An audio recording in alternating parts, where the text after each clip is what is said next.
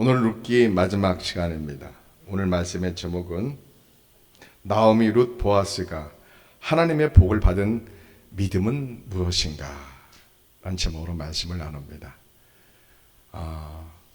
나오미 룻 보아스는 이 사사기 시대에 죄악이 홍수처럼 넘쳐나는 흑암의 시대에 하나님의 복을 받았습니다. 그래서 다윗이라는 인물이 태어나고 메시아의 족보에 들어갑니다.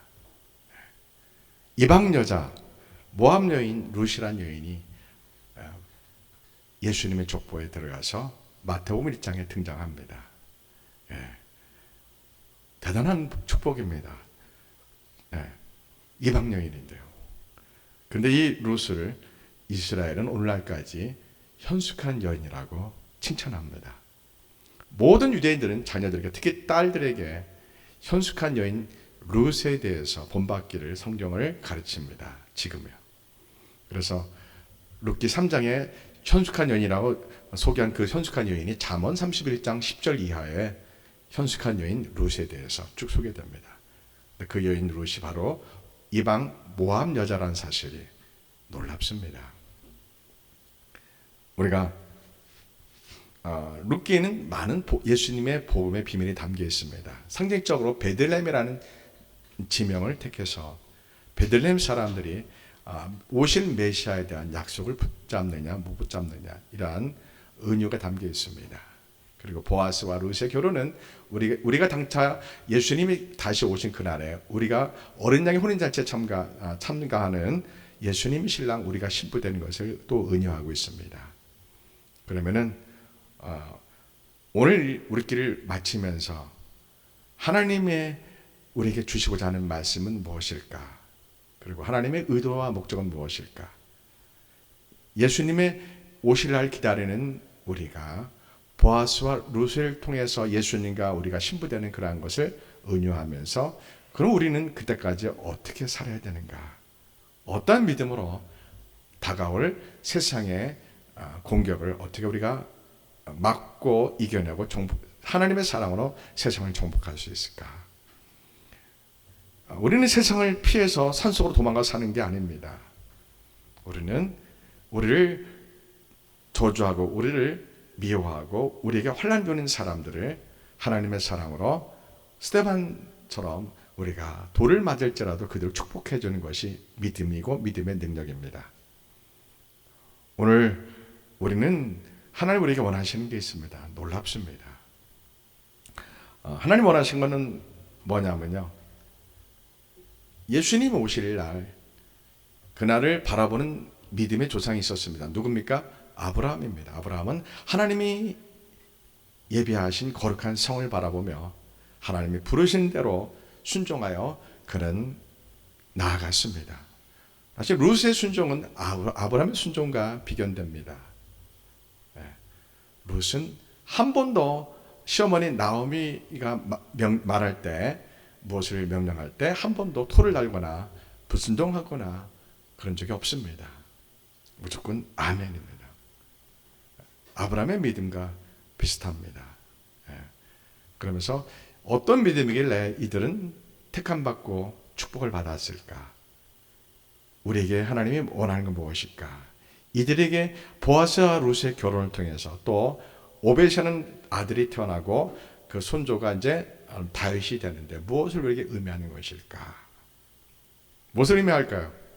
하나님의 나라를 우리가 이 땅에서 이루기를 원하는 겁니다. 예수님 오셔서 이루실 그 하나님의 나라, 천년왕국, 그러한 천년왕국이 예수님이 오셔서 우리에게 주시지만 먼저 우리가 교회 안에서 보아스와 룻의 결혼처럼 예수님 신랑을 기다리면서 신랑을 기다리는 사람들이 교회 안에서 서로 보아스가 룻을 사랑하고 보아스가 나음에게 땅을 사서 돌려주는 것처럼 마치 희년처럼 하나님의 나라가 실제 임하는 것을 교회가 세상에 보여주라는 겁니다. 그게 룻기의 결론입니다. 룻기 4장 말씀 보겠습니다.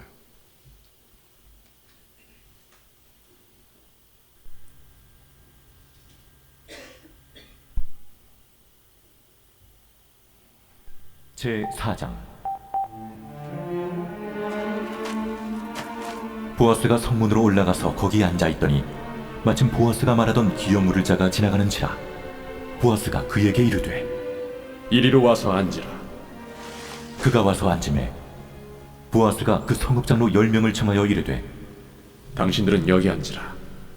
그들이 앉으매 보아스가 그 기업 물을 자에게 이르되 모압 지방에서 돌아온 나오미가 우리 형제 엘리멜렉의 소유지를 팔려 함으로 내가 여기 앉은 이들과 내 백성의 장로들 앞에서 그것을 사라고 내게 말하여 알게 하려 하였노라. 만일 내가 물으려면 물으려니와 만일 내가 물으지 아니하려거든 내게 고하여 알게 하라. 내 다음은 나요 그 외에는 물을 자가 없느니라. 그가 이르되 내가 물으리라. 하니 보아스가 이르되 내가 나오미의 손에서 그 밭을 사는 날에 곧 죽은 자의 아내 모압 여인 루색에서 사서 그 죽은 자의 기업을 그의 이름으로 세워야 할지니라. 하니 그 기업 물을 자가 이르되 나는 내 기업에 손해가 있을까 하여 나를 위하여 물으지 못하노니 내가 물을 것을 내가 물으라. 나는 물으지 못하겠노라. 하는지라. 옛적 이스라엘 중에는 모든 것을 물으거나 교환하는 일을 확정하기 위하여 사람이 그의 신을 벗어 그의 이웃에게 주더니 이것이 이스라엘 중에 증명하는 전례가 된지라. 이에 그 기업 물을 자가 보아스에게 이르되 내가 너를 위하여 사라. 하고 그의 신을 벗는지라. 보아스가 장로들과 모든 백성에게 이르되 내가 엘리멜렉과 기륜과 말론에게 있던 모든 것을 나오미의 손에서 산 일에 너희가 오늘 증인이 되었고 또 말론의 아내 모압 여인 룻을 사서 나의 아내로 맞이하고 그 죽은 자의 기업을 그의 이름으로 세워 그의 이름이 그의 형제 중과 그곳 성문에서 끊어지지 아니하게 하매 너희가 오늘 증인이 되었느니라. 하니 성문에 있는 모든 백성과 장로들이 이르되 우리가 증인이 되나니 여호와께서 내 집에 들어가는 여인으로 이스라엘의 집을 세운 라헬과 레아 두 사람과 같게 하시고 내가 에브랏에서 유력하고 베들레헴에서 유명하게 하시기를 원하며 여호와께서 이 젊은 여자로 말미암아 내게 상속자를 주사 내 집이 다말이 유다에게 낳아준 베레스의 집과 같게 하시기를 원하노라. 이에 보아스가 룻을 맞이하여 아내로 삼고 그에게 들어갔더니 여호와께서 그에게 임신하게 하심으로 그가 아들을 낳은지라. 여인들이 나오미에게 이르되 찬송할지로다. 여호와께서 오늘 내게 기업 물을 자가 없게 하지 아니하셨도다. 이 아이의 이름이 이스라엘 중에 유명하게 되기를 원하노라. 이는 내 생명의 회복자이며 내 노년의 봉양자라. 곧 너를 사랑하며 일곱 아들보다 귀한 내 며느리가 낳은 자로다. 하니라. 나오미가 아기를 받아 품에 품고 그의 양육자가 되니 그의 이웃 여인들이 그에게 이름을 지어주되 나오미에게 아들이 태어났다 하여 그의 이름을 오벳이라 하였는데 그는 다윗의 아버지인 이새의 아버지였더라. 베레스의 계보는 이러하니라. 베레스는 헤스론을 낳고 헤스론은 람을 낳았고 람은 암미나답을 낳았고 암미나답은 나손을 낳았고 나손은 살몬을 낳았고 살몬은 보아스를 낳았고 보아스는 오벳을 낳았고 오벳은 이새를 낳고 이새는 다윗을 낳았더라. 아멘. 네, 끝부분이 중요하죠. 예수님의 족보인 다윗의 족보가 소개됩니다. 그래서 이제 룻이 보아스를 통해서 결혼하고 보아스가 이제 오벳을 낳고, 예. 그리고 이제 여기 이제 창세기에 유다의 족보가 소개됩니다. 유다가 다말에게서 베레스를 낳고, 예. 그렇게 시작됩니다. 18절에 그죠? 예. 18절에 유다가 다말이라는 여인 있죠, 그죠? 예. 며느리 있죠, 사실은요. 다말에게서 마태복음 1장에 나오는 겁니다. 베레스를 낳고 하면서 보아스가 오벳을 낳고 오벳은 이새를 낳고 이새는 다윗을 낳았다. 이렇게 나옵니다.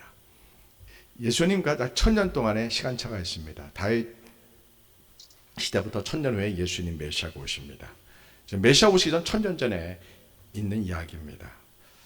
자, 여러분, 왜 나오미와 룻과 보아스가 믿음이 좋은지, 왜 룻기가 성경에 기록되는지 그 배경을 제가 말씀드리면 여러분 이해되실 겁니다. 지금은 사사기 시대입니다. 사사기 시대는 어떤 시대냐면은 이제 애굽에서 탈출하고 모세가 그들을 탈출해냅니다. 그리고 50일째 시내산 도착해서 십계명을 받습니다. 그때 돌판을 받은 건 아니고요. 하나님으로부터 십계명의 율법을 받습니다. 정확히 말하면 이스라엘이 애굽을 탈출하고 47일째 시내산 도착합니다. 시내산에서 3일 동안 성결 예식을 행하고 50일 오순절날 하나님은 그들을 올라오라고 합니다. 시내산에 모든 백성 약 250만 명에서 300만 명이 되는 그 모든 백성들을 하나님이 시내산에 올라오라고 합니다. 전부 다요. 하나님이 직접 그들을 만나시겠다고 말씀합니다. 성경에서 이런 부분은 별로 없습니다. 하나님이 직접 임재하셔서 하늘 보좌에서 내려오셔서 하늘문을 열으시고 이 땅에 시내산에 강림하셔서 이스라엘 백성들과 만나시겠다고 하신 말씀은 없습니다.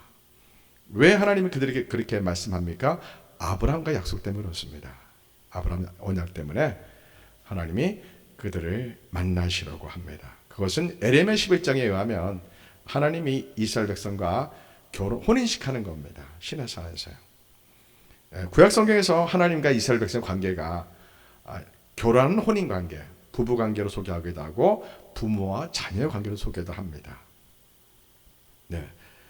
그래서 하나님은 그들과 시내에서 혼인식을 하려고 준비했는데 3일 동안 성결 예식을 행하고 그들 다 올라와서 하나님과 혼인식을 해서 하나님과 영원히 거룩한 부부처럼 하나님의 백성으로 그렇게 살기를 원했습니다. 그런데 이스라엘 백성들이 하나님에 대해서 알지 못합니다. 호세아 선지자가 말한 것처럼 하나님을 아는 지식이 매우 약합니다. 거의 모릅니다. 이들이 약 430년 동안 애굽에 살면서 요셉의 유언을 흐릿하게 잃어버렸다고 봅니다. 그들은 하나님을 믿고 하나님의 약속을 붙들고서 요셉이 뭐라고 유언했어요? 하나님이 반드시 당신들을 돌보실 거고 찾아오실 것이다. 그렇게 창세기 50장 25절에 요셉이 그 유언을 남깁니다. 그것은 아브라함 언약을 말씀하고 있는 겁니다. 하나님이 반드시 당신들을 돌보실 거고 찾아오실 것이다. 그렇게 예언합니다. 그리고 창세기 50장 25절 그렇게 예언하고 출애굽기 13장 애굽을 탈출하는 그 밤에 6월절 밤에 그 요셉의 유언이 소개됩니다. 무엇을 강조하고 있는 겁니까? 애굽의 신을 믿지 말고 어떤 일이 있어도 애굽의 우상을 믿지 말고 당신들은 믿음을 지켜야 된다. 우리 믿음의 조상 아브라함부터 약속된 하나님의 약속을 끝까지 붙들고 있으라. 그것을 요셉이 유언한 겁니다. 그런데 요셉이 죽고 나서 그들은 약 220일 동안 자유시민으로서 삶을 살았지만 그들은 하나님을 끝까지 붙잡지 못합니다. 그들은 하나님을 떠나가고 애굽의 신을 믿게 됩니다. 그래서 하나님은 그들을 노예로 삼게 됩니다. 그것이 세계 역사에서는 이제 히타이트 민족이 이런 반란을 일으켜서 애굽의 히타이트 민족이 반란을 일으켜서 힉소스 그러한 왕족을 무너뜨리고 새 왕조가 되는 것이 출애굽기 1장입니다. 그래서 그들이 새 왕조가 등장하자 히브리인들이 너무 자녀를 많이 낳으니까 적군이 쳐들어왔을 때 전쟁을 할 때 이 히브리인들이 적군과 연합을 하면 자기들이 위험해진다고 생각해서 이들을 노예 삼게 됩니다. 이거는 세계 역사에 있는 증거고 그 세계 역사 그 이면에는 이들이 하나님을 떠나가고 애굽의 우상을 믿었기 때문에 그렇게 심판이 임한 겁니다. 아멘. 하나님께서 죄를 지을 때 갑자기 하늘에 탁 나타나셔서 왜 이런 죄를 지었냐고 콱 말씀하시면은 참 좋을 것 같아요. 근데 하나님은 그런 방법으로 우리에게 교제하지 않습니다. 하나님은 어떤 방법으로 우리가 교제합니까? 인격적인 방법으로 우리와 교제합니다. 우리가 자녀가 성인이 되면 부모가 자녀를 마음대로 끌고 갑니까? 안 됩니다. 자녀의 인격을 존중해야 됩니다. 그리고 자녀와 인격적으로 서로 말하면서 대화하면서 부모님의 생각을 자녀에게 말하고 자녀가 그것을 생각하고 듣고 순종하든지 불순종하든지 자녀의 독립적인 자유의사입니다. 자녀 인격에 맡깁니다. 아무리 좋은 거라도 자녀가 순종하지 않으면 소용없습니다. 하나님은 우리에게도 그렇게 교제합니다. 우리에게 성경책을 주시고 이 성경책을 읽어보면서 하나님의 계획대로 하나님이 우리에게 부르신 대로 살기를 원하십니다. 성경을 읽든지 안 읽든지는 여러분 각자의 인격입니다. 여러분 생각해 보십시오. 이 세상은 내가 스스로 태어나고 싶어서 태어난 사람은 아무도 없습니다. 내 의사와 상관없이 내가 이 세상에 존재하게 되었습니다. 이 자체만 해도 무언가가 있다는 겁니다. 우리가 이해하지 못하는, 알지 못하는 이 세상을 창조하시고 우주 만물이 운행되어진 그 어떠한 손길이 있다는 것을 우리가 알게 됩니다. 우리의 뜻대로 내 마음대로 태어나고 싶어 태어난 사람 단 한 명도 없습니다. 그것이 하나님이 계시다는 반증입니다. 하나님은 부모를 통해서 이 세상에 우리를 보내셨습니다. 이걸 신학적으로 다르게 설명하면 하나님이 우리를 부르신 겁니다. 아멘. 예. 하나님 우리를 부르신 겁니다. 우리가 살아가는 목적은 하나님께 영광 드리고 하나님을 영화롭게 하기 위해서 우리가 살아가는 겁니다. 사람은 살아가는 방식이, 이 존재하는 방식이 문제입니다. 하나님 중심으로 살아가느냐, 자기 중심으로 살아가냐가 그 사람의 운명을 바꿉니다. 어려운 게 아닙니다. 조금만 생각해 보면 됩니다. 내가 내 의사로, 내 의지로 태어난 게 아니지 않습니까? 그러면은 이건 무언가가 이 세상을 창조하시고 나를 지으신 이가 있다는 겁니다. 부모님 그 차원이 아니라 모든 인류를 지으신 그분, 여호와 하나님이 계시다는 반증입니다. 그러면 하나님이 우리에게 요구하는 삶이 있습니다. 뭡니까? 하나님만을 잘 알고 하나님을 예배하고 하나님 말씀대로 거룩하게 경건하게 사는 것, 그 하나만 원합니다. 하나님이요. 하나님 우리에게 돈을 원하는 것도 우리에게 희생을 원하는 것도 아닙니다. 하나님이 우주 만물을 지으시고 다스리시고 이 세상의 열방의 모든 나라를 세우시며 이 세상 역사를 주관하시고 다스리시는 분이 여호와 하나님만의 사실이요. 그런데 사람들이 하나님을 대적하여, 하나님을 알지 못해 하나님을 대적하여 불순종하여 자기 중심으로, 사람 중심으로 살다 보니까 하나님이 심판할 수밖에 없는 겁니다. 왜요? 모든 피조물은 창조주를 알아야 됩니다. 이건 필연입니다. 선악과는 무슨 뜻입니까? 아담과 하와가 하나님의 창조의 모든 능력을 거절하는 겁니다. 거부하는 겁니다. 자기가 창조주 하나님의 자리에 올라 앉아 있겠다는 뜻입니다. 뱀이, 죄의 세력이 그렇게 유혹한 겁니다. 하와야, 네가 왜 하나님께 속해 있느냐? 네가 네 자신이 하나님 자리에 올라 앉아서 네가 하나님이 되어라. 이것이 선악과입니다. 원죄입니다. 이것이요. 원죄로 말미암아 모든 사람들은 하나님을 알 수 있는 기능이 왜곡되고 굴절되고 잃어버렸습니다. 하나님을 모르는 것 자체가 이미 내가 하나님의 죄 아래 하나님의 심판에 놓였다는 증거입니다. 자기만 모를 뿐이지 성경을 읽으면 너무나 잘 나와 있습니다.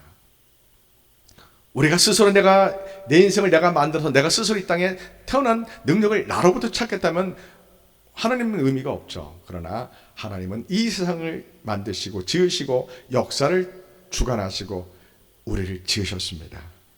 그래서 우리 인생이 우주 만물의 중심이 하나님 중심으로 출발해야 됩니다. 예수님 중심으로 출발해야 됩니다. 이것이 바른 인생관입니다.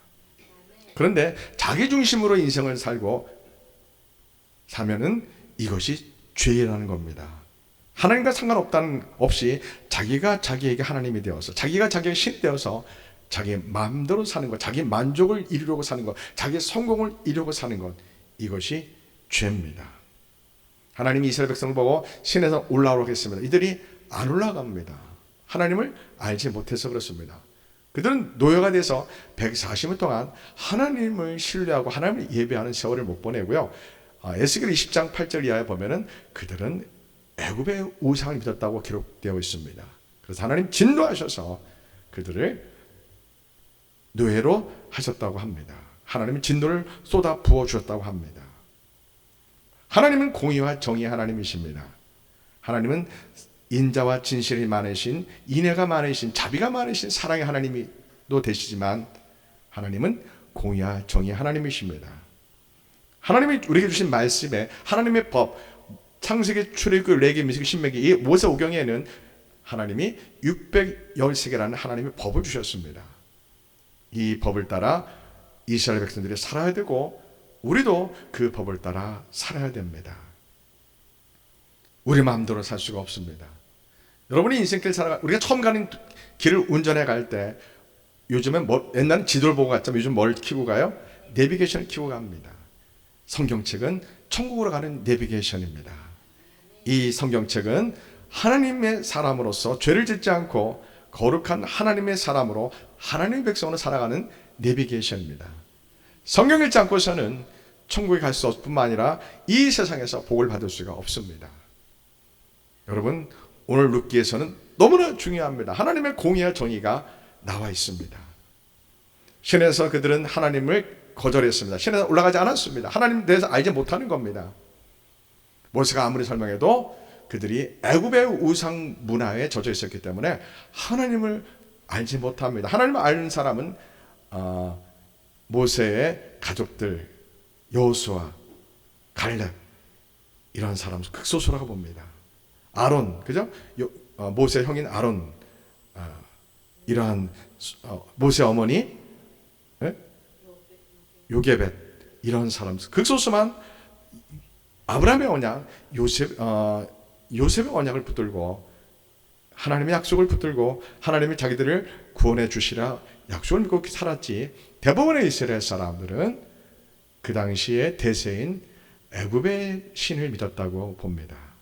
여러분, 종교는 문화와 같이 갑니다. 무슨 뜻입니까? 문화는 뭡니까? 우리 생활 양식을 말합니다. 우리 생활의 모든 영역의 생활 반복되는 삶의 모든 습관이라든가 이 풍습이라든가 이 모든 가치관, 상식, 이 모든 것도 우리는 문화라고 합니다. 종교는 문화와 같이 가는 겁니다. 애굽의 우상은 애굽의 우상 문화가 있고 기독교는 기독교 문화가 있습니다. 교회는 교회의 문화가 있는 겁니다. 오늘 너무 중요합니다. 이 부분이에요. 룻기는 단지 모압 여인이 시어머니와 함께 하나님을 믿기 위해서 베들레헴 땅으로 약속의 땅으로 왔다는 이런 내러티브 이 정도만 한계가 있는 게 아닙니다. 이 속에는 종교와 문화라는 것이 있고 이 속에는 하나님의 약속이 담겨 있고 이 속에는 예수님과 우리의 혼인 약속이 담겨 있고 굉장한 내용이 이 짧은 4장 안에 담겨 있습니다. 또 히브리어도 굉장히 어렵습니다. 이 룻기가 좀 다릅니다. 그래서 보통 구약 박사 과정에서는 룻기를 히브리어로 번역하면서 시험도 보고 아주 고생을 많이 하는 겁니다. 이 룻기 가지고요. 자, 그들은 하나님을 알지 못하여 신의 산에서 죽임을 당할 위기에 놓여 있는데 하나님이 그들을 아브라함 때문에 살려주시고 대신 그들에게 뭐를 주셨다고요? 십계명이라는 엉터리로 결혼한 혼인 계약서를 줍니다.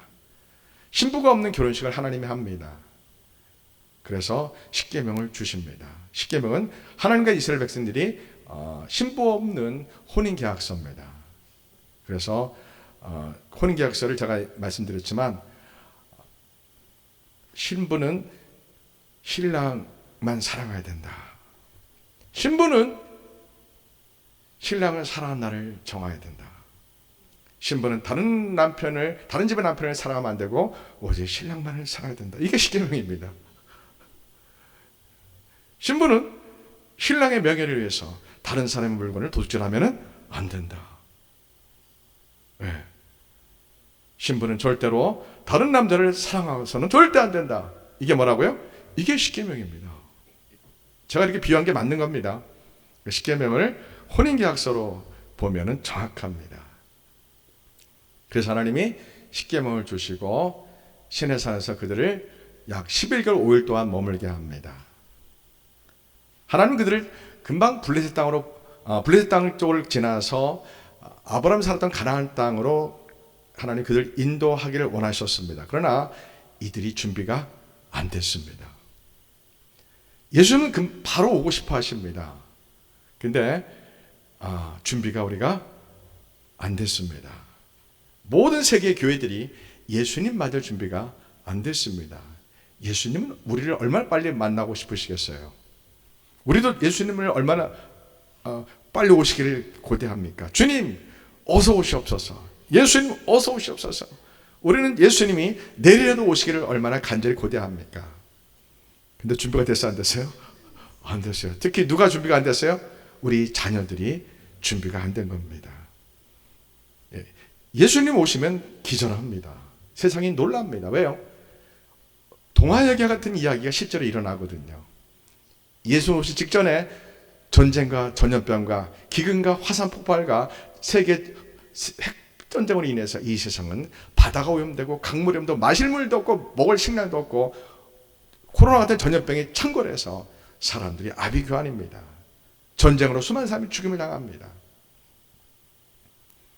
지진으로 수많은 사람들이 땅속에 묻히고 화산이 폭발하고 화산재로 인하여 수많은 사람이 죽임을 당합니다. 우리가 아는 것처럼 백두산은 지금 계속 끓고 있습니다. 후지산도 폭발하기 직전입니다. 김정은이가 백두산 옆에다가 핵실험을 하면 더 빨리 이게 터질 것 같습니다. 웃을 게 아닙니다. 기도해야 됩니다. 예수님은 빨리 오기를 원하십니다. 우리도 예수님 빨리 오기를 원하시는데 준비가 안 됐습니다. 교회 다닌다고 다 예수님께 들림 받습니까? 아닙니다.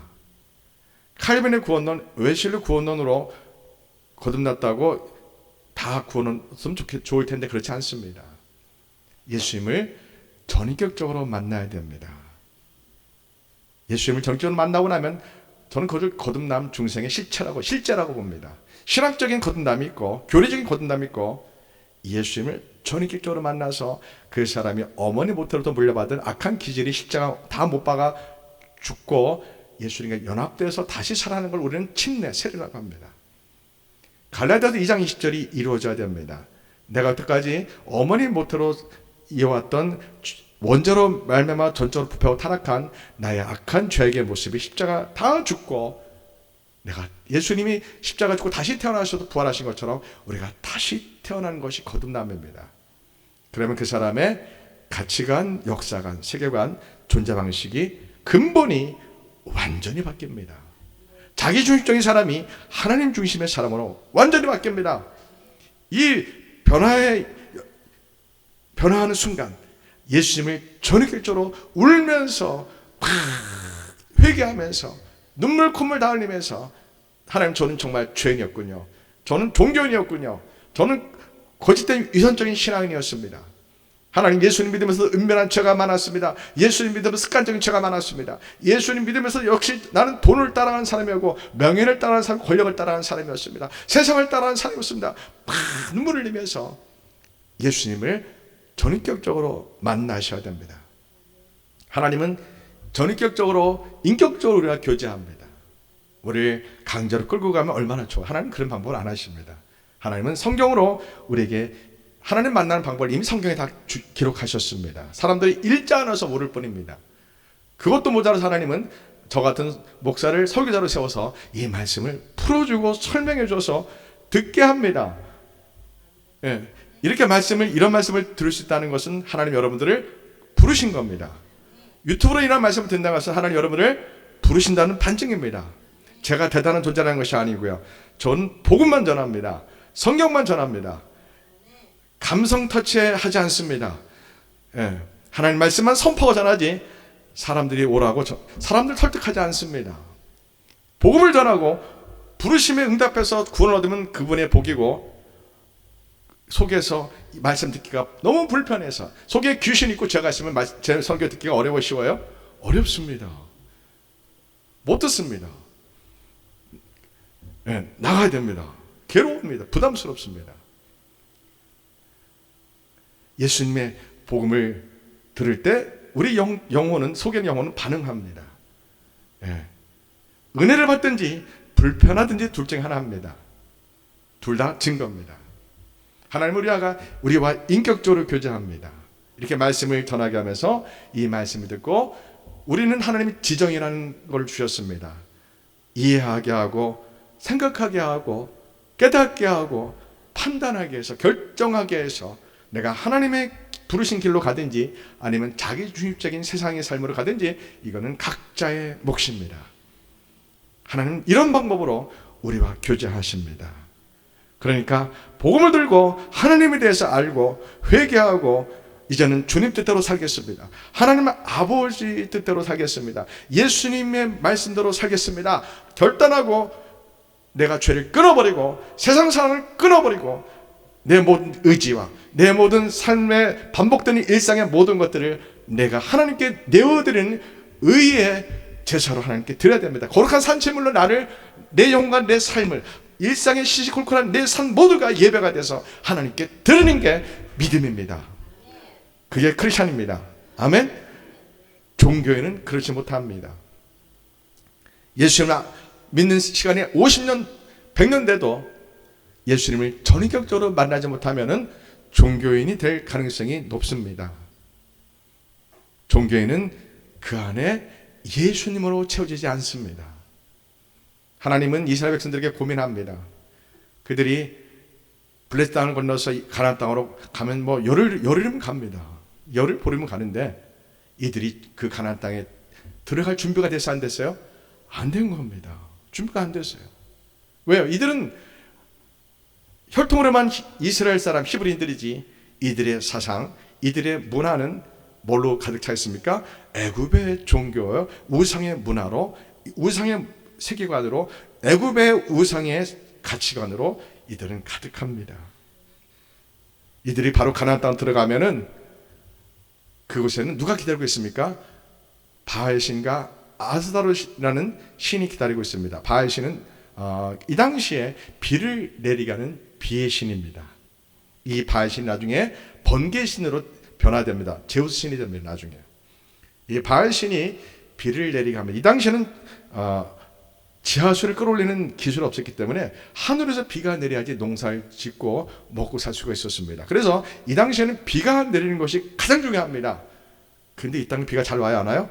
잘 안 오는 땅입니다. 사우디아라비아 같은 나라는, 이 중동 땅은 비가 4년에 한 번 옵니다. 지금도 그렇습니다. 그러니까 비를 주관하는 신이 누구냐가 제일 중요한 이란 문화입니다. 근데 가나안 땅에 마귀는, 사탄은 IQ가 5천이에요. 여러분들은 몇이에요? 마귀가 여러분의 생각을 알까 모를까요? 압니다. 그래서 우리는 예수님, 마귀가 우리의 생각을 모르도록 예수님 보혈로 우리가 갑옷을 입어야 됩니다. 예수님 보혈로 죄를 다 씻음 받고 내 안에 죄가 없어야 됩니다.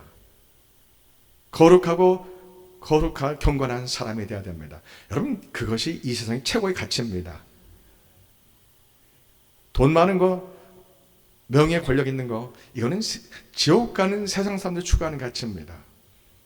하버드 대학 설립 350주년 기념식에서 기념 입학생들에게 총장님이 연설했던 내용이 있습니다. 돈과 권력과 명예에 대해서 설교했습니다. 그런 책도 나왔죠, 그죠? 유명한 돈, 머니, 권력, 파워, 그다음에 평판 또는 명예, 해가지고 레퓨테이션, 그래가지고 세 가지를 연설했습니다. 돈 모든 사람이 좋아합니다. 근데 신기합니다. 돈이 많을수록 하나님을 떠나갑니다. 권력, 돈이 많으면 하나님 없어도 살 것 같습니다. 사람들이요. 여러분 통장에 500억이 있다 합시다. 현찰로. 하나님 없어도 돈의 힘으로 이 세상에서 재밌게 살 수 있는 능력이 분명히 있습니다. 돈의 힘은 대단합니다. 영적으로는 돈은 일만하게 뿌리가 되지만 지옥 가는 사람들에게는 돈이 주는 희열과 기쁨과 만족감은 최고입니다. 돈으로 할 수 없는 게 없을 정도로 최고입니다. 영적인 것 외에 돈으로 다 합니다. 뭐든지요. 돈이 많으면 하나님을 떠나기에 가장 좋습니다. 그래서 사람들은 돈의 노예가 되는 겁니다. 하나님의 노예가 되느냐, 돈의 노예가 되느냐, 우리 사람들이 선택하게 달려있는 겁니다. 또 권력도 마찬가지입니다. 권력이 많으면 하나님이 없어도 살만합니다. 여러분 왕이라고 하십시오. 여러분 독재자라고 해보십시오. 여러분 말로 모든 사람이 벌벌 떨고 여러분 말에 무조건 순종하는 권력이 힘이 있다고 합시다. 하나님이 필요해요, 안 필요해요? 안 필요할 겁니다. 권력이 많은 사람도 하나님이 상관없이 살아가는 좋은 방법이 됩니다. 또 명예도 마찬가지입니다. 명예, 사람의 평판이 좋으면은 사람들이 고기가 뻣뻣하고 인정받고 살아갑니다. 정치인들, 유명 연예인들, 유명인들, 이런 사람들이 주는 명예, 평판, 좋은 평판으로 그들은 행복해야 합니다. 돈과 권력과 명예, 이 세 가지는 세상 사람들이 성공이라는 목표로 살아가는 원하는 그런 것들 아니겠습니까? 근데 신기하게 이 세 가지가 있으면 대부분의 사람들이 하나님을 떠나갑니다. 내가 굶어 죽을지라도, 돈이 한 푼 없을지라도 나는 예수님 한 번만 있으면 저는 행복합니다. 나는 여호와 하나님 한 번만 있으면 행복합니다. 성령님만 계시면 됩니다. 이런 고백을 하나님이 원하십니다. 그러면 예수님을 만나게 되고, 예수님 만난 사람의 고백은 그렇게 고백합니다. 내가 돈이 한 푼 없어도, 나에게 권력이 없어도, 나에게 명예가 없어도, 하나님 이 세상에서 실패한 인생처럼 보인다 할지라도 예수님 한 분만 계시면 저는 만족합니다. 저는 행복합니다. 그렇게 고백해야 됩니다. 이 세상은 돈, 권력, 명예의 문화입니다. 이걸 세속주의라고 합니다. 한국교회는 세속화가 이미 교회 안에 깊이 들어와 있습니다. 예수님 믿는 이유 중에 하나가 이 세상의 성공을 위해서, 하나님께 기도해서 성공하기 위해서, 내가 돈 벌기 위해서, 내가 모든 사람들이 인정받고 좋은 평판받기 위해서, 내가 권력 갖기 위해서, 그렇게 해서 하나님의 능력을 의지하는 사람도 많습니다. 이건 낮은 단계의 믿음입니다. 예수님을 전인격적으로 만나면 바라보는 것이 다릅니다. 바디메 소경은 누구만 바라보길 원했습니까? 내가 눈이 뜨여진다면, 내가 이 소경에서 눈이 뜨여진다면 나는 메시아를 바라보리라. 그게 바디메 소경의 소망이었습니다. 오늘 우리가 그러한 믿음으로 살아야 됩니다. 이스라엘 백성들이 블레셋 땅을 지나서 가나안 땅에 열흘 보름을 갈 수 있는 그 길을 이들은 준비가 안 돼서 못 갑니다. 그래서 그들은 신의 산에서 약 11개월 5일 동안 머물면서, 하나님은 가나안 땅에는 바알신 아스타롯 신이 있습니다. 바알신은 비를 내리게 하는 신입니다. 신전은 여제사장들이 대부분입니다. 여제사장들은 다 공창입니다. 창녀입니다. 모든 사람들이 음식과 술을 갖고 그 바알 신전을 와서 제사 지내며 창녀와 성관계하는 것이 종교의식이었습니다. 지금 사사기 시대예요. 룻기 시대도요. 그리고 아스타롯은 자녀를 많이 낳게 하는 다산의 신입니다. 여기엔 동성애자들이 많았습니다. 그리고 이 아스타롯과 바알 두 신이 남녀관계의 성관계를 통해서 그 땅에 풍요하고 비가 내리고 풍요의 복을 받는 그러한 신화가 있는 땅이었습니다. 그런데 이스라엘은 하나님에 대해서 모릅니다. 하나님은 그들을 아브라함 약속으로 그 땅으로 보내야 되는데 하나님이 고민이 많으셨다고 봅니다. 시내산에서 그들을 향해서 어떻게 할까 하는 고민한데, 그들은 모세를 시내산 올라오라고 해서 하나님이 고민하고 있을 때 그들은 시내산 밑에서 금송아지 우상을 만들고 하나님의 약속을 깨고 시내산 언약을 깨버리고 그들은 다시 애굽으로 돌아가자고 외칩니다. 하나님 다 죽이려고 합니다. 모세가 회개기도해서 그들을 구사일생 살아납니다. 대신 그들에게 뭘 줍니까? 다 죽이지 않고 대신 그들이 하나님을 남편처럼 섬길 수 있도록 하나님의 성막을 주시고 성물을 주시고, 성막에서 그들의 죄가 용서받고 하나님을 만날 수 있는, 하나님께 용서받을 수 있는 성막 5가지 제사를 줍니다.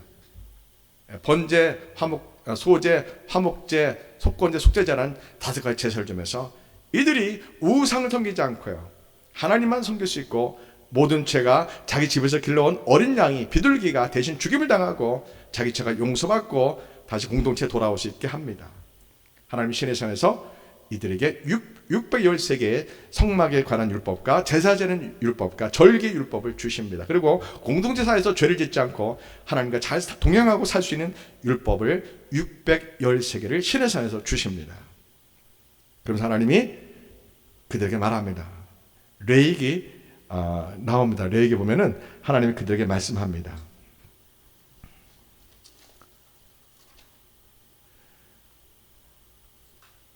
레위기 26장에 보면은 하나님이 말씀합니다.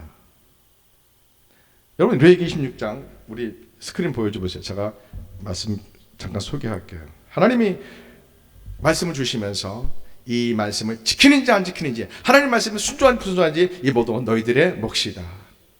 말씀을 순종하면은 하나님 축복해주고 지켜주고 함께하지만, 너희들 하나님 말씀을 지키지 않으면 하나님이 너희들을 심판하셔서 적군에게 노예가 되게 할 것이다, 포로가 되게 할 것이다, 이렇게 말씀합니다. 레위기 26장 우리 함께 봅시다. 26장 보면은 14절부터 보세요. 26장, 레위기 26장 14절부터 보면은 준비됐습니까? 하나님 율법적으로 이렇게 말씀합니다. 그러나 너희가 내게 청종하지 아니하여 이 모든 명령을 준행하지 아니하며 내 규례를 멸시하며 마음에 내 법도를 싫어하여 내 모든 계명을 준행하지 아니하며 내 언약을 배반할진대 내가 이같이 너희에게 행하리니 곧 내가 너희에게 놀라운 재앙을 내려 핏병과 열병으로 눈이 어둡고 생명이 쇠약하게 할 것이요 너희가 파종한 것은 헛되리니 너희의 대적이 그것을 먹을 것이며 내가 너희를 치리니 너희가 너희의 대적에게 패할 것이요 너희를 미워하는 자가 너희를 다스릴 것이며 너희는 쫓는 자가 없어도 도망하리라. 네. 또 하나님이 이렇게 신해서서 율법 600여씩을 주시면서 하나님의 명령, 하나님의 말씀, 하나님의 법을 지켜라 이겁니다. 어떤 방법으로요? 인격적인 방법으로요. 그들을 강제로 끌고 가서 법을 지키게 하는 게 아니고요. 하나님이 말씀을 주시면서 오늘날 우리에게 성경책을 주시면서 이 말씀대로 살든지 불순종하든지 각자의 인격적인 방법으로 하나님이 교제하시겠다는 겁니다. 하나님은 법대로 하면 하나님이 축복해 주고 약속 땅에 보내시고 그 땅을 축복해 주지만 만약 이들이 우상을 섬기고 하나님을 불순종하고 하는 명령을 법을 지키지 않는다면 하나님은 전쟁으로 심판하셔서 적군이 쳐들어와서 멸망하게 하고 이들을 노예로 끌려가게 한다는 겁니다. 레위기 26장에 나오고 신명기 11장에도 나오고 신명기 27, 8, 9장에도 나옵니다. 네, 말씀을 주시면서요. 그 율법은 특히 600여씩 율법을 정리해보면 크게 두 가지 축이 있습니다. 하나는 하나님의 인자와 진실하시며 하나님의 자비하심, 하나님의 사랑이 있고요. 율법에는 예를 들어서 내 이웃을 내 몸처럼 사랑하라. 레위기 19장에 있는 말씀입니다. 레위기 20장에 있는 말씀이에요. 레위기 10장에 있는 말씀이에요. 내 이웃을 내 몸처럼 사랑하라. 네. 형제가 가난해서 먹고 살 길 없으면 가장 가까운 가족이 책임져야 됩니다. 네. 형제가 땅을 팔아서 그 땅이 빚을 얻어서 다른 사람의 땅이 소유가 됐다 합시다. 그러면 제일 가까운 사람이 자기 돈으로 그 땅을 사서 그 형제에게 줘야 됩니다. 하나님은 율법에 이러한 공동체를 세운 겁니다. 예. 하나님은 공동체에서 한 사람의 멸망을 방관하라고 구경하라고 절대 하지 않습니다. 제일 가까운 형제가 없으면 사촌이 했으면 오촌이, 육촌이 그 사람이 어려워서 땅을 팔고 빚을 졌다면 그걸 다 그 재력이 있는 가까운 친척이 그것을 갚아주고 그 가족을 경제적으로 살 수 있도록 도와주라는 것이 하나님 율법 정신입니다. 그리고 그 가족이 대가 끊어질 때는 사촌이 그 딸 며느리를 결혼시켜서 신명기 25장입니다. 결혼시켜서 그 가문이 이어질 수 있도록 도와주라는 겁니다. 그래야지 그 가문의 땅이 계속 이어질 수 있다는 겁니다. 그것이 레위기 25장 47, 8, 9절입니다. 자, 신에서 하나님이 이러한 공동체를 만들어줍니다. 600여씩 율법을 주면서 하나님의 사랑 하는 공동체로 하나님 만들어줍니다. 율법은 여러분 로마서에서 이들의 죄를 지을 때마다 율법이 생겨난 건 맞습니다. 범법하면 율법이 생겼습니다. 그러나 율법의 핵심의 사상은 하나님의 사랑입니다. 근데 이 사랑은 율법에 또 하나의 기둥이 있는데 축인데 뭐냐면요, 하나님의 정의와 공의입니다. 사랑은 하나님의 공의가 밑받침될 때 그 사랑이 진짜 사랑이지, 공의 없는 사랑은 잘못된 사랑입니다. 위험합니다. 남녀 간의 사랑도 그렇습니다. 가족 간의 사랑도 그렇고 부모와 자녀 간의 사랑도, 모든 사랑은 하나님의 공의와 정의라는 기준과 연결될 때 사랑이 사랑으로서 빛이 나는 겁니다. 공의와 정의 없는 사랑은 자기 중심적인, 가족 중심적인, 집단 공동체 이기적 중심적이 됩니다. 제가 가상품 걸 한번 말씀드렸습니다. 제가 어느 큰 대기업 공장, 행상 공장에 가봤는데 정규 사원이 입은 조끼와 계약직이 일하는 사람의 조끼와 하청업체 사람들이 일하는 조끼가 다 다릅니다. 색이 다릅니다. 파란 조끼, 노란 조끼, 뭐 녹색 조끼가 다릅니다. 저는 저게 무슨 조끼입니까? 저 노란 조끼는 정규직입니다. 저 파란 조끼는 계약직입니다. 저 녹색 조끼 입은 사람은 하청업체들이 일하러 와서 자동차 조립을 도와줍니다. 일은 똑같이 합니다. 똑같은 시간에 똑같이 일합니다. 월급은 하늘과 땅 차이입니다. 정규 직원은 연봉이 1,000만 원만 나오면은 계약직은 연봉이 5,000분 안 됩니다. 하청업체는 더 작습니다. 이게 공유와 정의의 마저에 틀려요. 틀립니다. 대한민국의 노조가 현실이 이렇습니다. 이건 불이한 겁니다. 잘못된 겁니다. 똑같이 일하는데 어떻게 정규직이라는 그 이유 하나 때문에 1억을 받고 연봉이, 계약직이라는 이유 하나만으로 조건 때문에 5천만 원 받고, 하청업체에서 파견된 직원이라고 해서 4천만 원 받고, 이게 말이 돼야 안 돼요. 이건 잘못된 겁니다.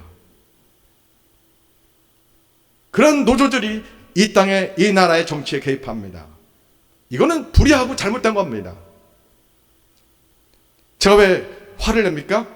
교회가 이러한 하나님의 정의와 공의를 세상에 알려줘야 되는데, 교회가 부패하고 타락해서 사람들이 교회 말에 귀 기울이지 않습니다. 오늘 성경도 마찬가지입니다. 룻기에 보면은 신에서 하나님이 600여세 율법을 주면서 하나님의 자비와 인자하심, 히브리어로 뭐라고 했습니까? 헤세드와 에메트라는 단어입니다. 특히 에메트는 우리가 창자 끊어지는 그런 아픔을 느끼면서 사랑하는 것을 의미합니다. 이 단어는요. 하나님 우리를 사랑할 때, 우리가 죄를 지을 때 하나님은 웃지 않습니다. 하나님은 창자가 끊어지는 아픔을 경험하시면서, 하나님은 당신의 아들의 십자가 죽는 것을, 창자 끊어지는 그 아픔을 겪으면서 우리를 사랑하시는 겁니다. 그게 헤세드와 에메트라는 단어입니다. 그리고 정의와 공의요. 공의와 정의, 미시파트와 제다카는 히브리어 두 단어는, 이 두 단어는 서로 한 쌍을 이룹니다. 워드페어라고 합니다. 헤세드와 에메트가 한 짝이 되고, 미시파트와 제다카 한 짝이 됩니다. 하나님이 이스라엘 다스리는 통치 근간입니다. 룻기에 그게 있습니다. 룻기 전체에 이게 흘러갑니다. 왜요? 나오미가 남편 엘리멜렉이 땅을 다 팔고 야반 도주하고 먹고 살겠다고 모압 땅으로 갔습니다. 출발이 잘못된 겁니다.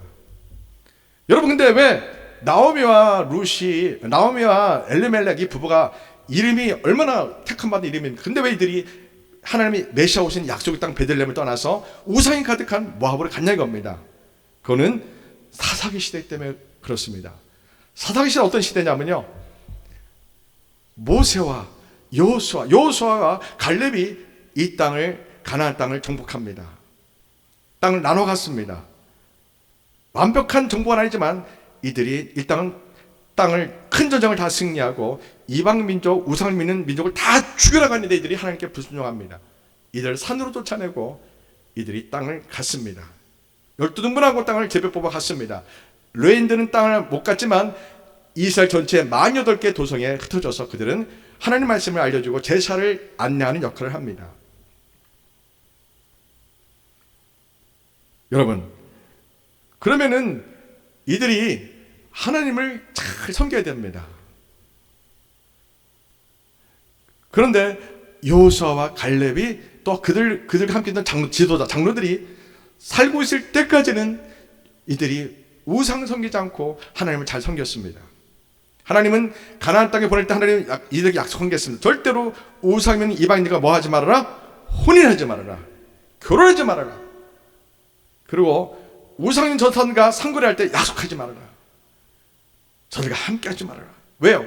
우상이 사랑하는 관계를 통한 결혼을 통해서 우상이 들어오기 때문에 그렇습니다.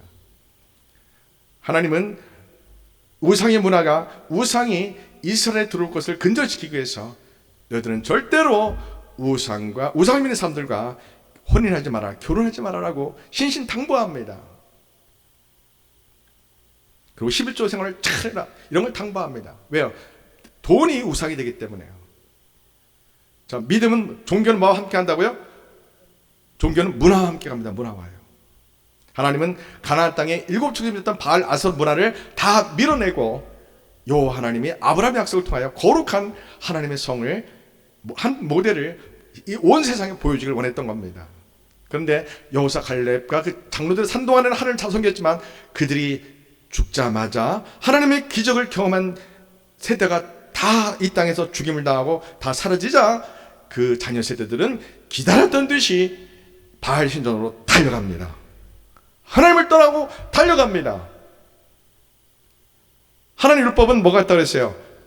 헤세드와 에메트요. 하나님의 인자와 진실하심, 신실하신 하나님의 사랑이 한 축이고, 또 하나는 미시파타 제다크, 하나님의 공의와 정의가 한 축입니다. 600여식 율법은 이 두 가지의 축으로 결론 압축됩니다. 그래서 형제가 가난하면 가만히 있으면 안 됩니다. 함께 돌봐야 되는 공동체입니다. 형제가 슬픔을 당하면 함께 울어주는, 장례집에 우리 문화처럼 장례집에 통곡해주는 사람들이 따로 있을 정도로 이들의 슬픔을 홀로 외롭게 남겨두지 않습니다. 공동체가 모든 슬픔도 기쁨도 재정도 함께하는 공동체입니다. 율법 600세기의 이 공동체는요, 성막 중심의 공동체는 모두 하나님의 사랑으로 함께하는 공동체입니다. 다시 말해서 예수님이 가져오실 그 나라, 하나님의 나라, 새하늘 새 땅을 미리 보여주는 것이 율법 600여세기 속에 있는 하나님의 사랑의 공동체, 하나님의 정의 공동체가 사실 구약성경 모세오경에 있습니다. 근데 이것을 이스라엘 종교 지도자들이 자신들의 부귀영화를 누리려고 타락한 종교 지도자들 때문에 이것이 이스라엘에게 전달이 제대로 안 됩니다. 안타깝게요. 왜요? 사람들은 그때나 지금은 똑같습니다. 돈과 권력과 명예를 얻고 세상 성공을 얻어서 하나님 없어도 내가 행복하게 마음껏 살 수 있는 것을 사람들은 추구합니다. 왜요? 원죄로 말미암아 합법적으로 이 땅에 죄의 세력, 마귀 사탄이 들어와서 주제넘게 왕노릇합니다. 모든 사람들의 눈을 가려놓습니다. 블라인드 쳐서 하나님 말씀이 못 들어오게 합니다. 원죄로 말미암아 모든 사람들은 타락하고 왜곡되어서 하나님을 알지를 못합니다. 하나님을 아는 기능이 고장났습니다. 양심도 그저 양심 하나 하나님 남겨놨습니다. 희미하게요. 하나님을 알 수가 없습니다. 하나님 말씀을 누군가 들려주거나 성경을 읽게 해야지 하나님을 알 수가 있는 겁니다.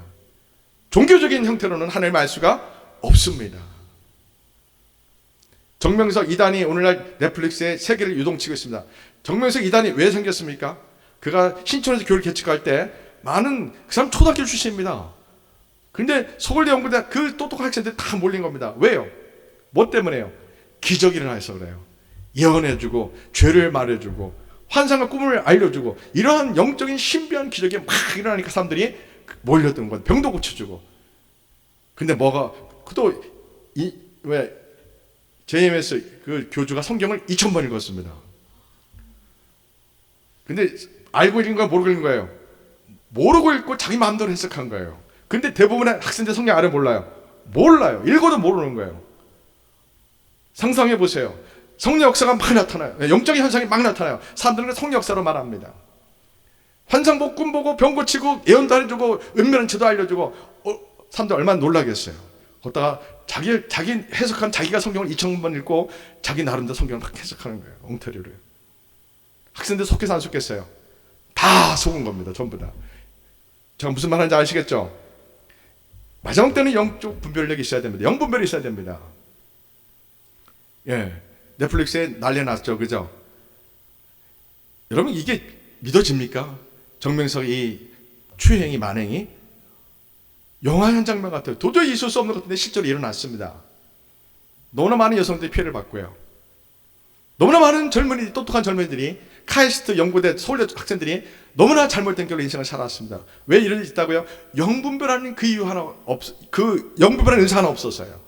성경을 전문가에서 전문적으로 배우지 않았어요. 룻기에도 뭐가 문제가 있었어요? 룻기 4장의 번역이 잘못됐잖아요. 우리는 번역 성경을 보고 있는 거예요. 번역이 잘못된 부분은 의외로 많습니다. 성경을 2000번 읽으면 마치 성경을 다 아는 것처럼 착각합니다. 성경은 덮어놓고 2000번 읽으면 위험합니다. 성경은 성경 전문가에서 배경과 이 번역이 어떤 건지 정확히 알면서 공부하시고 배우셔야 됩니다. 그러면서 기도하셔야지 우리가 진짜 바른 믿음을 가질 수 있습니다. 대한민국은 예수님을 바르게 믿기가 참 어려운 땅입니다. 왜요? 환란과 박해가 없기 때문에 공짜로 예수님 믿는 그러한 땅이었기 때문에 70년 동안 교회 성장 논리에 모든 교회가 갇혀 있습니다. 교회가 대영화를 추구하고 성장의 줄을 나가기 때문에 성경을 바르게 알려주는 그런 것보다는 표적과 기사를 사람들에게 자랑하게 하고, 그리고 성경을 잘 번역이 잘못된 건지는 모르고 그냥 성경을 문별하게 가르치고 교회를 문별하게 세습화시키고 조직한 것이 한국교회라서 성도들이 영분별을 갖고 내가 다니는 교회가 진짜 교회인지 가짜 교회인지 성도들이 구별하기가 아주 어렵습니다.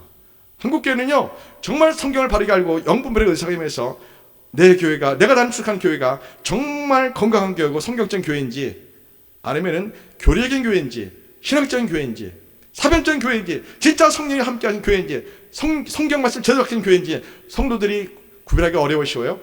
어렵습니다. 제가 볼 땐 그래요. 야, 한국교회 성도들이 대한민국은 신앙생활하기가 참 어려운 조건이다. 차라리 예수님은 죽는다고 하면은 다 쭉정이 다 가려지거든요. 예수님 믿을 때 목숨을 대가로 요구한다면 진짜 믿는 성도들만 모일 수 있는데, 한국교회는 알고과 쭉정이가 같이 신앙생활합니다. 교회 공동체가요. 사사기 시대 때 사람들은 하나님을 떠나가고 하나님을 약속을 깨뜨리고 그들 눈에 화려한 돈과 권력과 명예와 쾌락과 섹스가 있는 그러한 신전으로 이스라엘 자손들은 갈렙과 여호수아가 죽은 그 이후에 하나님의 기적을 경험하지 못했던, 하나님의 역사심을 보지 못했던 수많은 자녀 세대들이 그냥 바알 신전으로 달려가서 바알의 그 악하고 더러운 음란하고 돈과 이러한 풍요와 이러한 것을 추구하는 문화가 바알의 종교와 결합되면서 사사기 시대던 이스라엘은 하나님이 신에서 주셨던 율법과 십계명을 다 잃어버리고 그들은 돈과 명예와 권력을 따라가는, 성공만 따라가는 그러한 사람이 됩니다. 사사기 시대 때요. 그런 시대 때에 하나님이 나의 왕이라는 엘레멜의 이름을 가진 사람이 믿음을 가질 수가 없는 겁니다. 그도 또한 기회주의자가 돼서 모압 땅으로 갈 수밖에 없는 믿음인 겁니다. 이제 이해가 되시겠죠? 다행히 나오미는 남편의 뜻을 거절할 수는 없지만 늘 기도했던 사람 같아요. 다 기도했던 사람 같아요. 엘리멜렉이 자기 부인과 자녀 두 아들과 함께 모압 땅으로 가자마자 하나님 심판이면서 죽임당합니다. 두 아들 결혼했지만 10년 동안 자녀가 없습니다. 하나님의 심판입니다. 나오미 성경에 없지만 기도했다고 봐요. 그가 기도하면서 베들레헴에 식량이 있다는, 베들레헴이 회복됐다는 기쁜 소식을 듣자 그는 하나님께로 돌아가는 겁니다.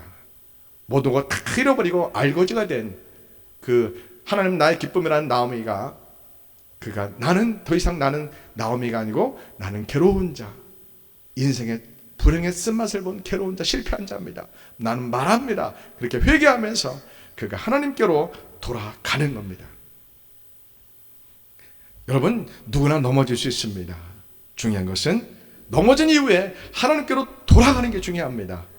예수님께로 돌아가는 게 중요합니다. 회개는 하나님이 우리에게 주신 최고의 축복의 통로입니다. 우리는 죄인들입니다. 예수님 뭐라고 했습니까? 나는 의를 위해서 온 것이 아니라 나는 죄를 위해서 오셨다고 하셨습니다.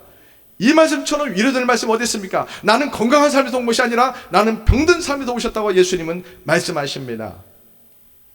우리가 넘어졌고 쓰러졌을지라도 다시 예수님께로 돌아간다면, 회개하고 돌아간다면 예수님은 우리의 모든 과거를 잊으시고 우리를 받아주십니다. 회개는 하나님이 주신 최고의 선물입니다.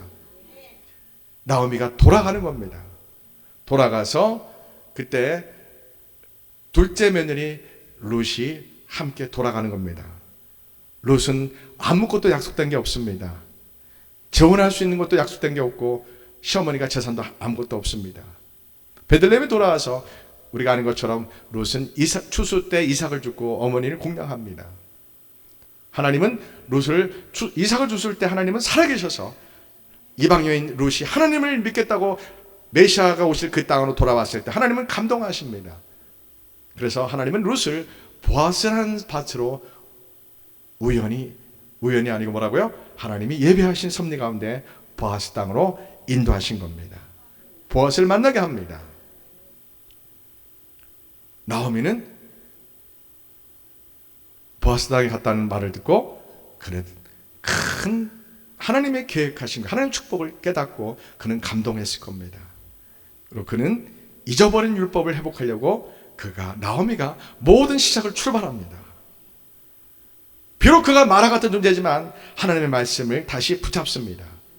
그것은 염치 없지만, 뻔뻔하지만, 창피하지만, 그러나 자기 며느리 하나님을 섬기겠다고 자기를 따라온 이 자기 며느리 룻을 살려내기 위해서, 재혼시키기 위해서 자기 남편의 형제나 남편의 친족에게 율법에 있는 그 하나님의 공동체, 하나님의 사랑의 공동체, 하나님의 정의 공동체에 나오면 호소합니다. 왜 당신들이 600여씩인 하나님의 사랑과 하나님의 정의와 공의를 외면하고 있느냐?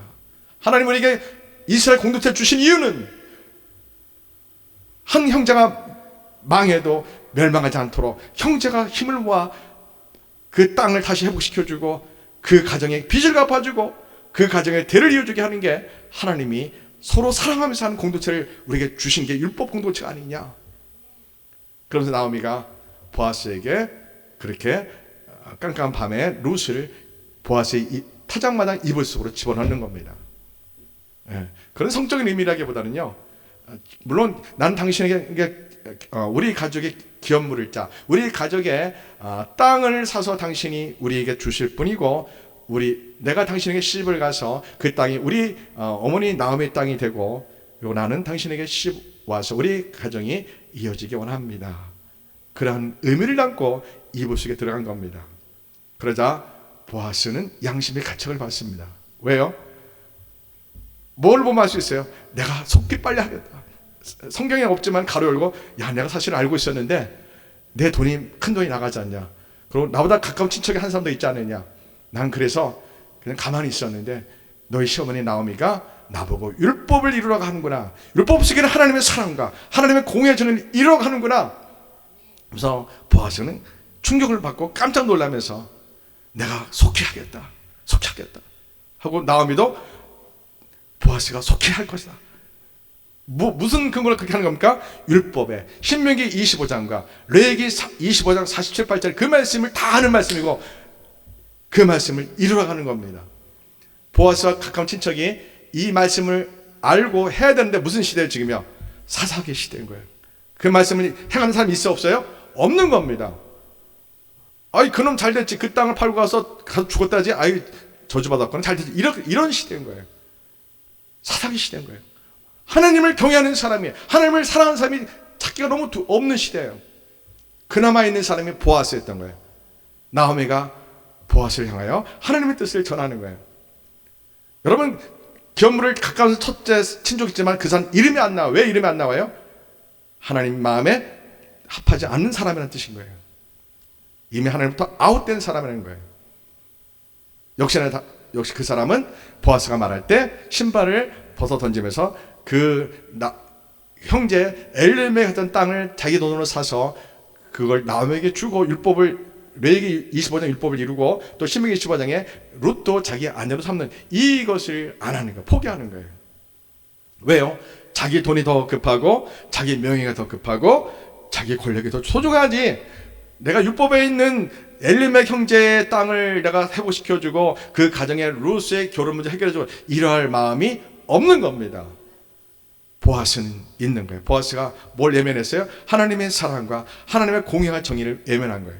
여러분, 하나님의 정의는 제데카라는 히브리어입니다. 이게 무슨 뜻이냐면요, 그 사람이 가져야 될 소유를 정확히 전달해 주는 뜻이 하나님의 정의라는 뜻입니다. 제데카요. 마땅히 가져야 될 소유를 가져야 됩니다. 마땅히 그 사람이 취할 재물을 가져야 되는 게 제데카는 단어입니다. 그리고 상인이 저울을 속이지 못하게 하는 것이 제데카입니다. 판사와 이런 정치인들이 뇌물을 받지 않고 정확하게 판결해 주는 게 제데카입니다. 예.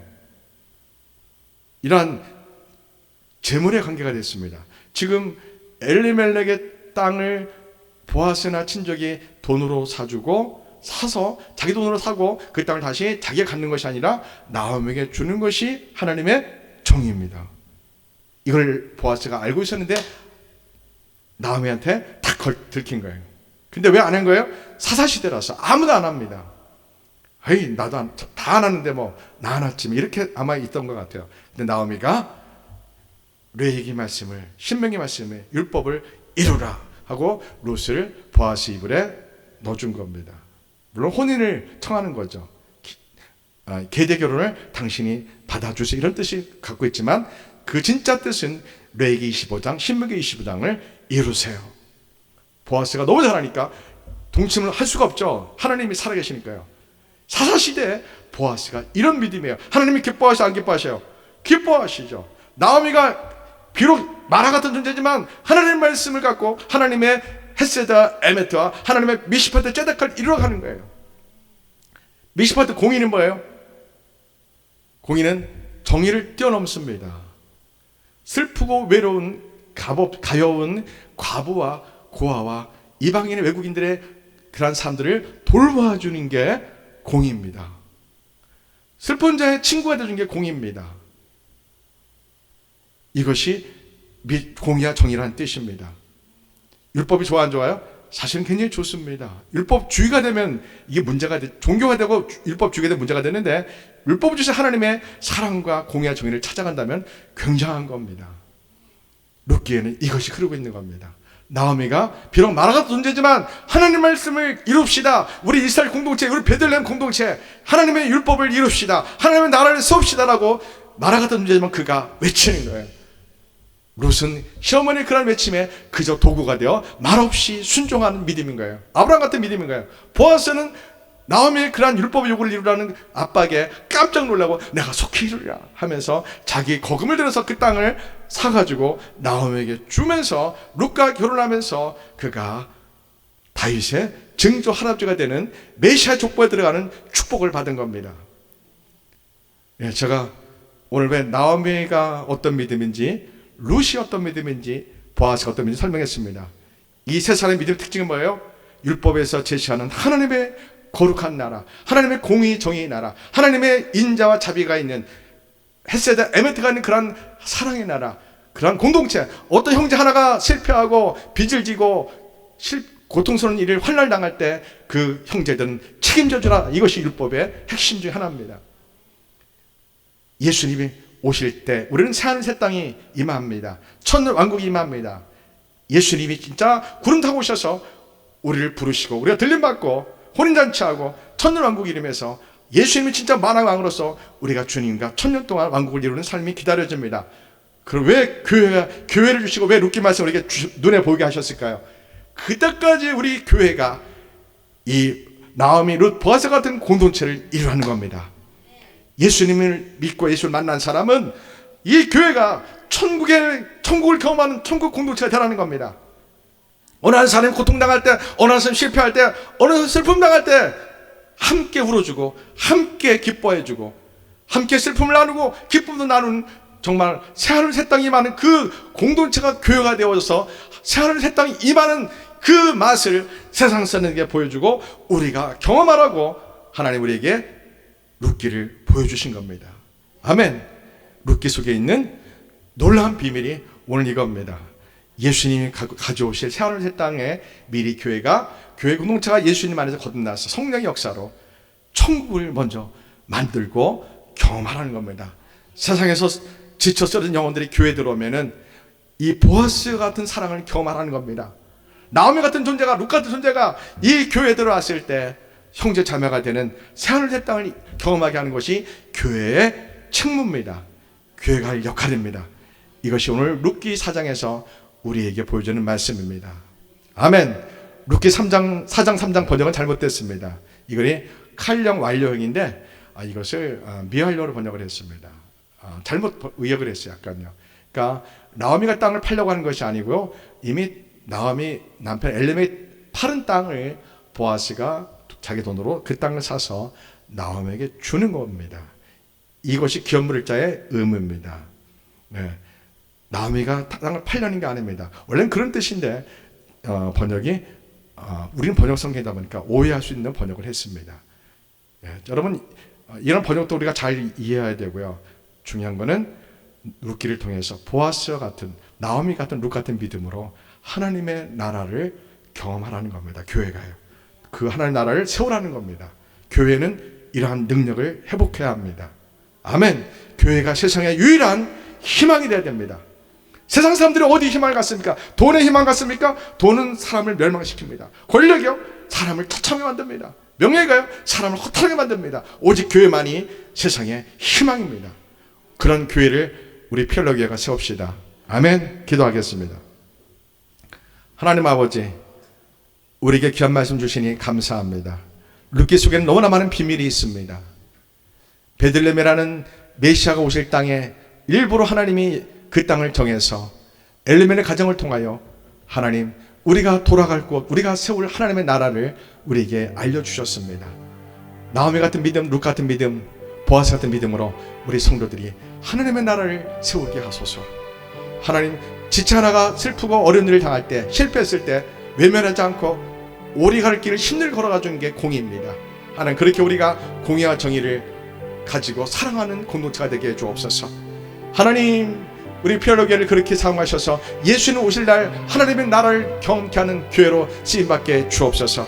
예수님 이름으로 기도합니다. 우리 한 번 더 기도합니다. 주님, 오늘 말씀 붙들고 내가 피엘러교회 또 한국교회가 예수님 오실 하나님의 공동체가 되기 원합니다. 기도하겠습니다. 전능하신 아버지 하나님 여호와여, 우리가 말씀을 듣고 결단합니다. 우리 교회가 이 마지막 때 주님 오실 날을 기다리는 사랑의 공동체 되기 원합니다.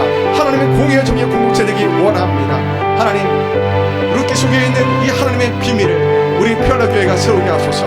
하나님, 세상에서 실패하고 쓰러지고 넘어진 자들, 슬픈 자들이 우리 피엘러교회에 오면은 하나님의 사랑과 하나님의 공의와 정의를 경험하는 그러한 새하늘 새 땅을 경험케 하는 그런 교회가 되기 원합니다.